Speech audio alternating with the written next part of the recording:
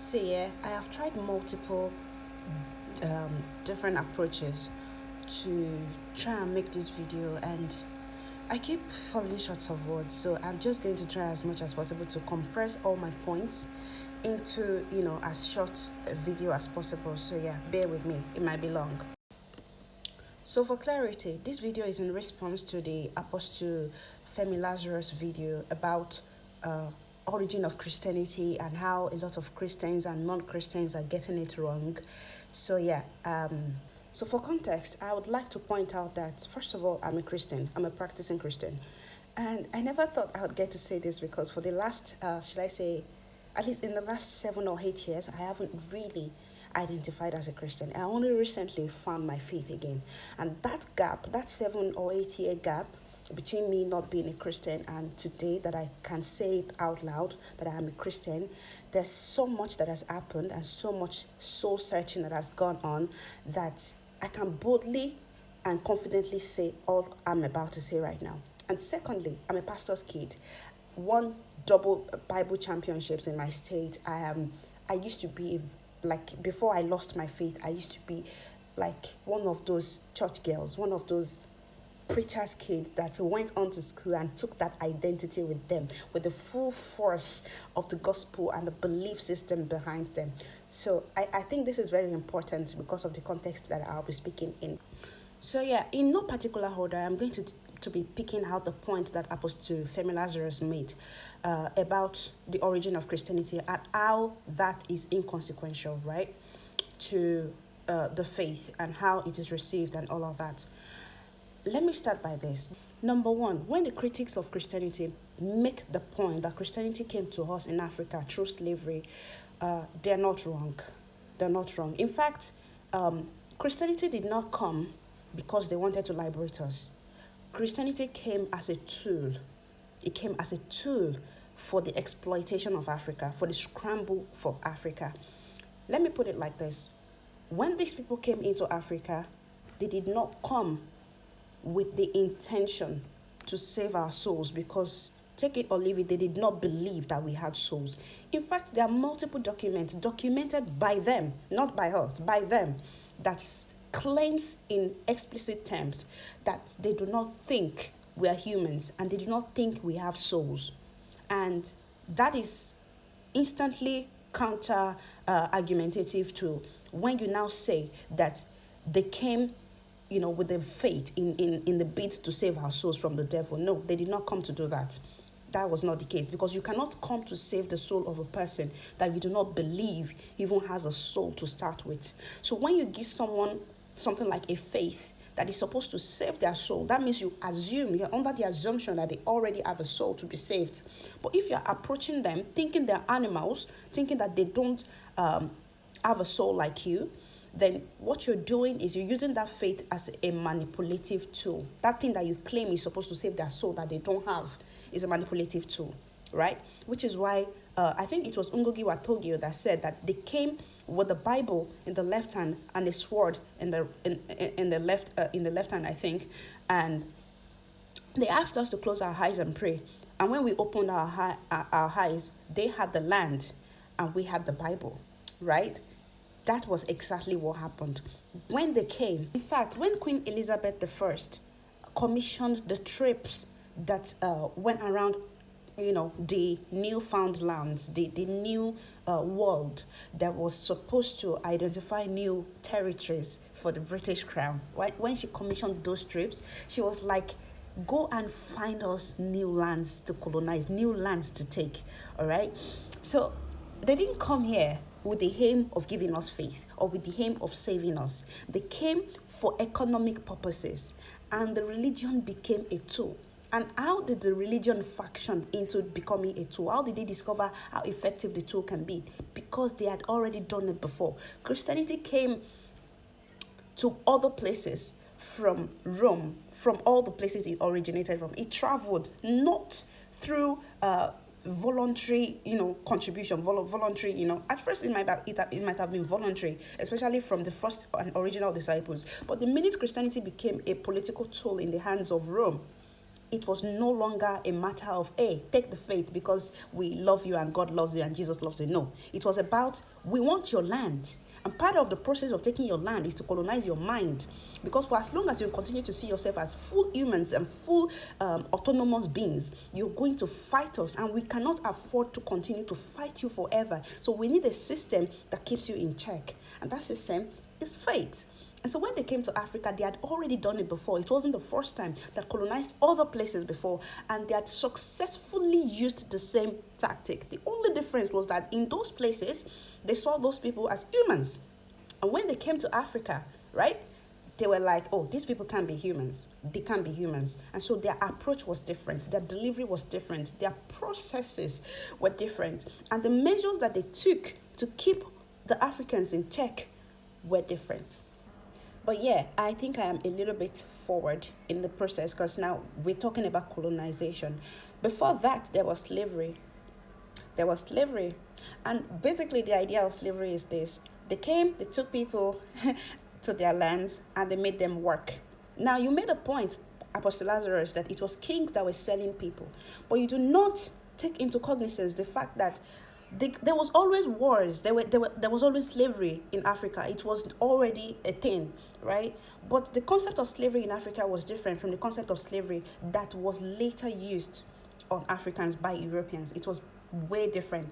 For instance, there are laws that guide the process of enslaving and reslaving and all of these things in Africa. I don't think, based on the systems that existed, for instance, okay, I can't speak for the whole of Africa, but I can speak for Yoruba land, and I can tell you that based on my research into Yoruba ancestry, Yoruba history and all of that, slaves were not even technically slaves forever.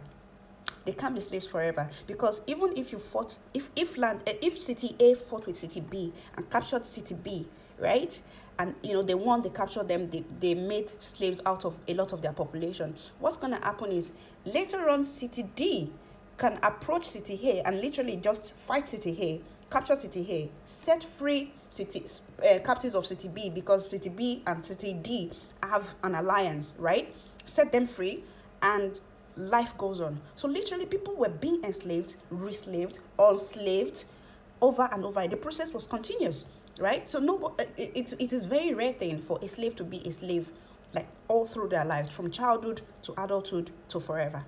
It just didn't happen. The lands were too interconnected for that, and there were just too many wars going on at the same time for that to happen. So now, when the white man came, the intertribal conflicts were already there. And what did the white man do? He gave them ammunition. He gave them guns. So basically what the white man did was he gave City A guns, and then City A was able to fight City B more effectively.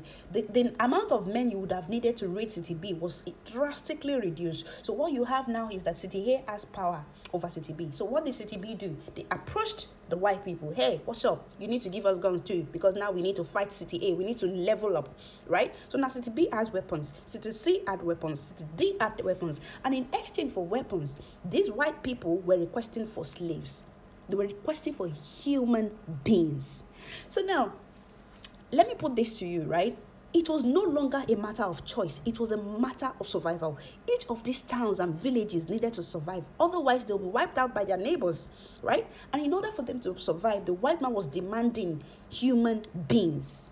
Yes, it was not just ammunition that they exchanged for human beings. It was things like umbrellas. It was things like mirrors, right? It was things like these trivial things that they exchanged for human beings, but they set that ball in motion. What the white man did was intentional and calculated. We're not going to give them the grace of saying, oh, they made a mistake, they were not conscious. Oh, they were very conscious. They knew exactly what they were doing, because once again, listen, they had done it before, right? So they knew exactly what they were doing. They were intentionally creating conflict. In fact, this is what they're still doing today. It is what is still happening in the north today. Create conflict intentionally, because the real goal is to take the lands. Create conflict between the residents. Let them fight each other to death. Because what you're planning to do is take the land. It's what they did in Congo. It's what they did in Libya. It's what they're still doing. It's what they did in Afghanistan and Iraq. They are still doing it till today. Nothing has changed. And that system, obviously, it has worked. And it's still. So you cannot tell me in good faith that African kings were just selling their people. that they were just selling their people. Two things were factors here, right? Factor number one, the concept of slavery in the minds of this king is not the concept that white people were operating with, and the kings did not know it. There was a barrier, there was language barrier. There was a lot of barriers that prevented these African kings, from realizing the full extent of what they were doing. That's factor number one. Factor number two was that they had no choice. It was not just about wealth, it was about survival. They were selling their people because they had to. Otherwise, the whole town, the whole clan, the whole cities would be wiped out. That was the thing. That was what was going on.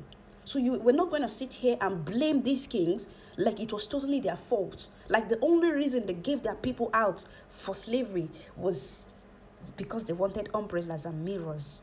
It was not that. And it's so very unfair to say that.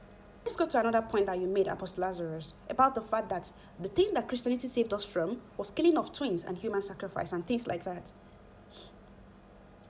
My dear, show me one religion in the world that did not sacrifice human beings at its beginning, and I will show you a religion that is full of shit. We've got thousands of religions in the world, and every single one of them, if you put them on the same pedestal, if you put them like on the same, judgment scales, what you're going to have is that they're all the same. It's the same thing. It's the same thing. It's the same freaking thing, right down to Christianity itself. In fact, the very foundation of Christianity is on human sacrifice and rape. Let's look at it from the human perspective, right? There's a virgin girl, completely innocent, who finds herself all of a sudden with child without her consent. Rape. It doesn't matter that there was no physical penetration, at least according to the Bible. Rape. It was not her consent. She did not consent to have a child. She says, do to me as you wish. That is exactly what rape victims do, because especially when the survival instinct kicks in, you realize, oh, you have to let this person have their way, because what's the option? What's the alternative? Are you going to fight someone that is bigger, stronger, and more powerful than you and possibly harmed? Rape. And number two, human sacrifice. Jesus was tortured, murdered. That is the foundation of Christianity. The murder and torture of Jesus Christ is the foundation of Christianity. How do you not see that? Every single religion in the world is founded on the blood of somebody spilled by other people. How do you not see that? And your mentioning of Mary Slessor in the context of the things that Christianity saved us from is a big insult to Nigerians. In Nigeria alone, there are more than 250 clans and ethnic groups, all right? Just how far did Mary Slessor go? Like, how far around Nigeria did she go? She went to one place, found that they were killing twins, and stopped it. Somehow, she stopped it. And all of a sudden, she saved Nigerians from killing twins. Because in my culture, I'm a Yoruba girl, in my culture, twins are not just loved, they are revered. In fact, we have a whole line of panegyrics just for them. We have festivals just for them. We have rituals just for them, in honor of them. We have oriki just for them. Wini loju orogun eji woro loju iye obekisi bekese obesi yalakisa osalakisa donigba aso. That is how we see twins in my culture. We see them not just as good luck. We see them as the bringers of it, the bringers of good luck.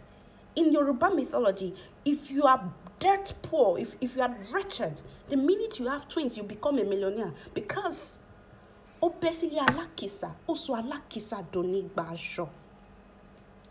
dare you? How dare you say that our Nigerians were killing twins? There are many cultures in Nigeria that revered twins, that loved twins. Mary Slessor came to one tiny place, one tiny clan, saw that they were killing twins, and all of a sudden she saved Nigeria. How dare you? Because, and I'm sure it's not just my culture that revered twins. I'm sure it's not just my culture that loved twins. The multiple other, cultures that have similar outlook to life. And this is exactly what the white man wants you to think. This is what they want you to do. They want you to take the tiny things they do and expand them and make them the very essence of your being. Erase your old history, want you to take the tiny, stupid, insignificant things, that they do, and make such a big deal out of it that it becomes the new history, the new story. They change the narrative. narrative to fit their purposes. Mary Slessor did not stop the killing of twins in Nigeria. She stopped the killing of twins in one tiny place. Because back in those days, you can't even move around Africa or Nigeria like that. The transportation system was horrible. How was she going to get around Nigeria and stop killing of twins everywhere? And as for human sacrifices, I know I mentioned it before, but look at it from this perspective, yeah? Look at it from this perspective. Just how many disciples died for the faith, sacrificed themselves for this faith? Because no, yes, they were killed. It was not voluntary, right? But neither the people who were killed in Africa for sacrifices, it wasn't voluntary either, right? People thought they needed to sacrifice them to gods. But guess what other religion supports the sacrifice of things? Maybe let's not say humans, but things. The Jewish religion from which Christianity sprouted. In fact, the very foundation of the Christian faith is Abraham. Abraham, who was asked to spill his own son's blood. Right? Yeah, he did not do it. Somehow he managed to not do it. But that idea that God can ask you to sacrifice your son, your only son, the son that you had in your old age, that idea is the foundation for Christianity till today. And we all know just how much of the truth was not put in the Bible. We all know. So yeah, Africans were sacrificing humans. That was just how much they knew. And always to say that given the right time, right amount and sorts of exposures that was already happening, because now we already had trade routes between Africa and the Sahel and the Sahara, right?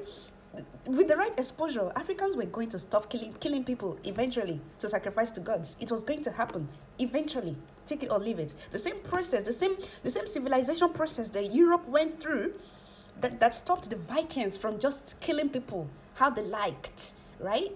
That same process was going to happen in Africa. But then let's take all of that and put it aside. So far, so good till today. You can go and Google it. You can go and check. The oldest human cadaver, not humanoid, not human-like. The human cadavers, the oldest ones, were found in Africa. Every single fact points to Africa being the origin of humanity. Every single race, every single kind of human you can find outside of Africa can be found in Africa. But you can find genetic sequences in Africa that you cannot find in other places. What does that tell you? We are the origin of humanity. We're God's firstborns. So how dare you say there was no God in Africa? Because if God is omniscient, omnipresent, how can you say God was not in Africa before the white man came? That is an insult to God. Because if Africa was the original continent, if Africans are the original humans, it makes perfect sense to say God was first in Africa before he was in any other place. Right? See, I like a lot of your preaching. I like a lot of your perspectives because they're logical, they're sensible, but apply logic to this. Forget about what the Bible says. The world did not start 6,000 years ago. That did not happen. The world existed well before 6,000 years ago. There are antiques, there are artifacts, there are lots of archaeological evidences that shows that the world existed more than 6,000 years ago, well beyond 6,000 years ago. So, if you really want to talk about God, you need to think of God prior to 6,000 years ago. Prior to what the Bible says. I'm sorry, it's the truth. Because when you circulate the concept of God around just 6,000 years ago, you make significant errors. You make errors that change everything. So now, at the end of the day, right, when we think about God and humanity and how humans accept God, and you're telling people that it doesn't matter how religion came to them, it just matters that the religion is the religion of the one true God. How can you even say you know the one true God? Because even according to the Bible, let me start the Bible now. According to the Bible, when Moses said to God, "Let me see your face," what did God tell him? No human can see my face and live. And trust me, God was not talking about his physical face.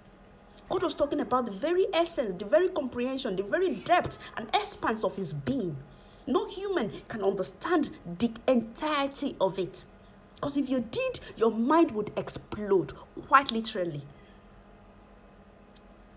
Another part of the Bible says, your ways are not my ways.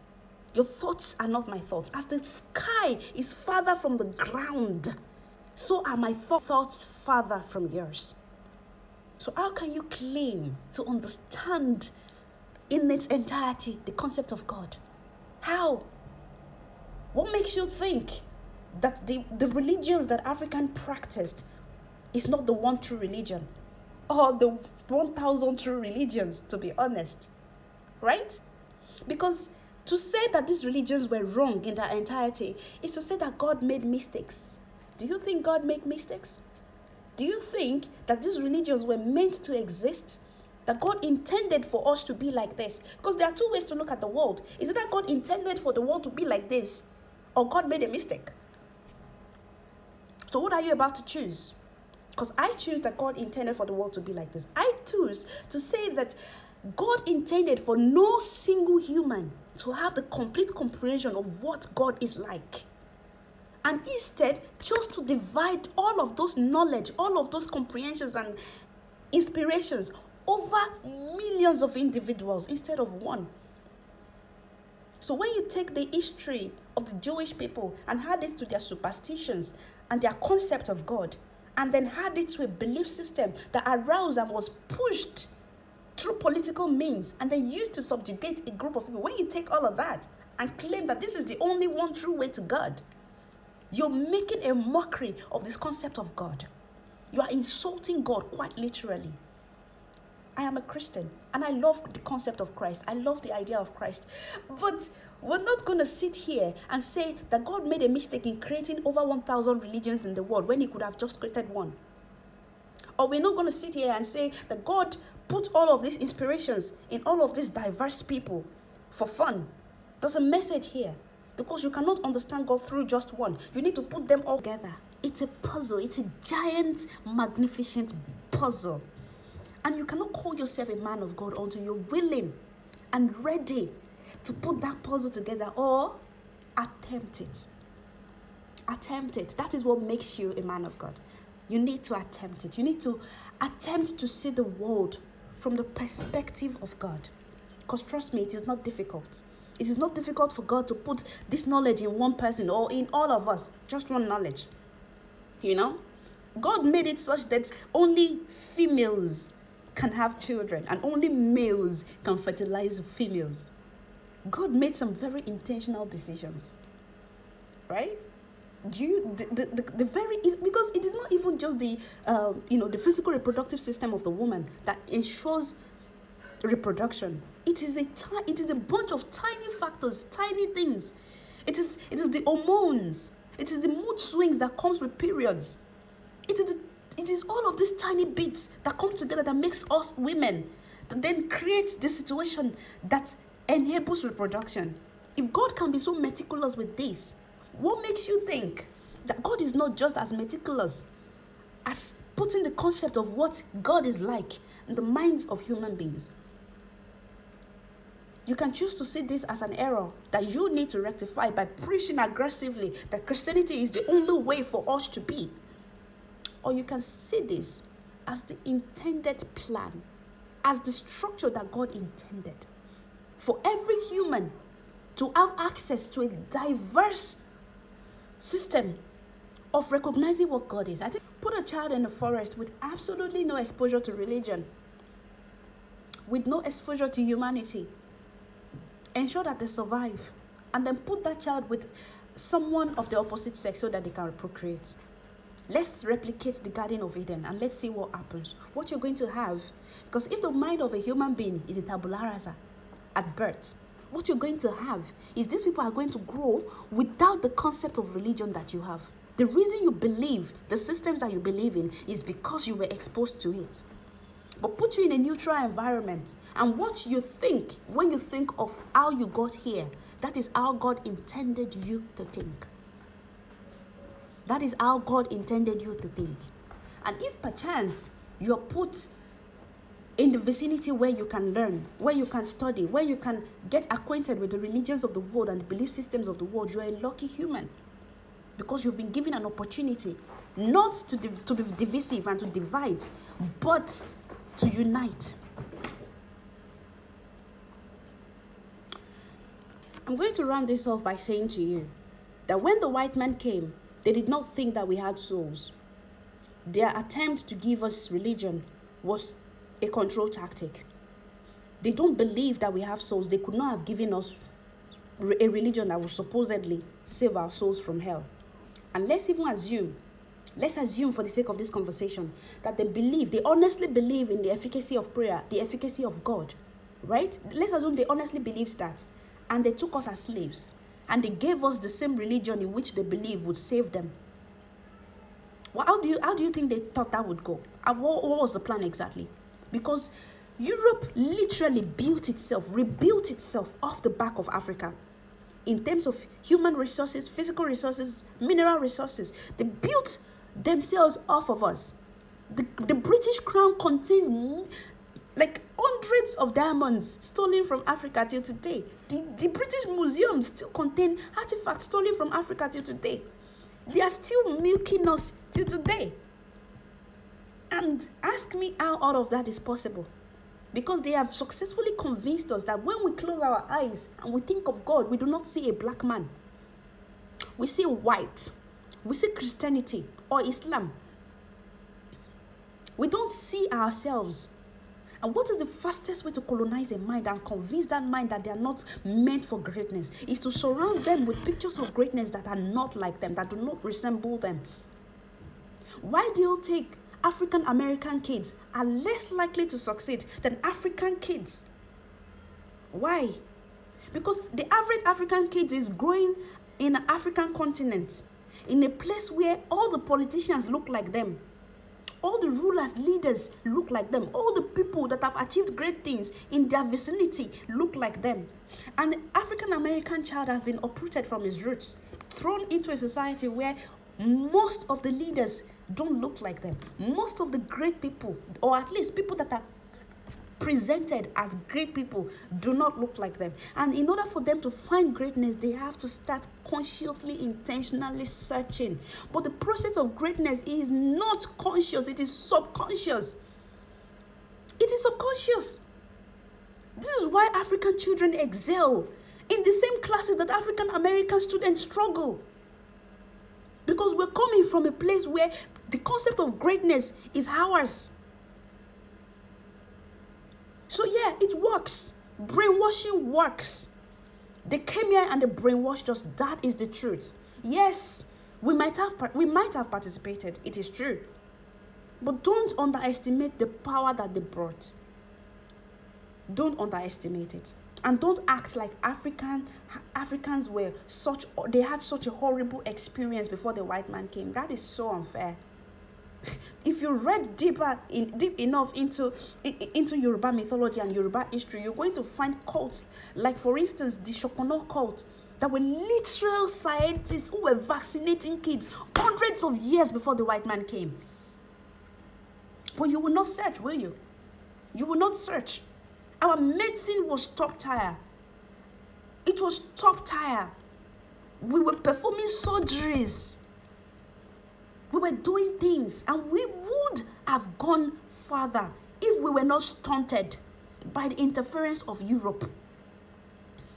So don't look down on your ancestors. Stop insulting your ancestors.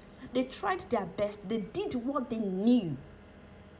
You can be a Christian and still acknowledge that this is how it came, and that the way it came is not healthy, that the way it came is not fair, that the way it came is destructive.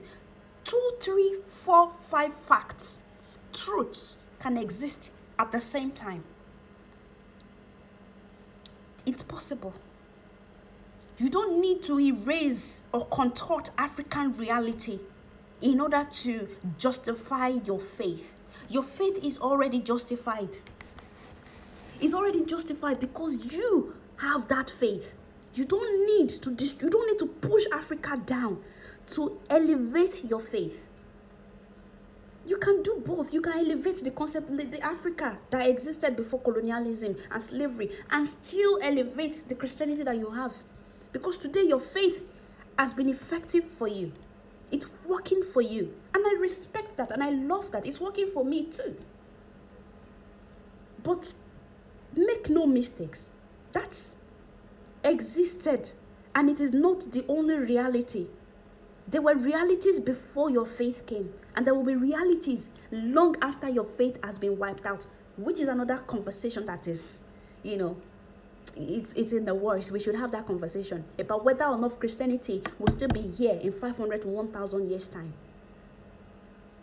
Yeah, I'd like to have that conversation with you, because all facts are pointing to the negative. So let's not brag. Let's not be boastful. The humility that God preaches, let's apply it in accepting the past and saying, okay, this is what the past is. We can move forward. We can respect the humans that existed before us. We don't need to denigrate them and bring them down. They were not trash. They were not rubbish. You come from them. So when you say that it was them that enslaved us, that treated us so poorly, that used African babies as bait for crocodile for crocodile catching, right? That lynched us, that raped us, that pillaged our lands, that colonized us for hundreds of years, that treated us so shabbily, and then it was also them that said, hey, let us stop. It is enough. We've done enough. Hajalatan no. You're the one that caused the accident, the disaster. And then because you brought relief, you think we should exonerate them because they brought the relief? Because when you say that, oh yeah, they enslaved us, but also they were the one that stopped it. Well, who was supposed to stop it? Who was supposed to fix it? Right?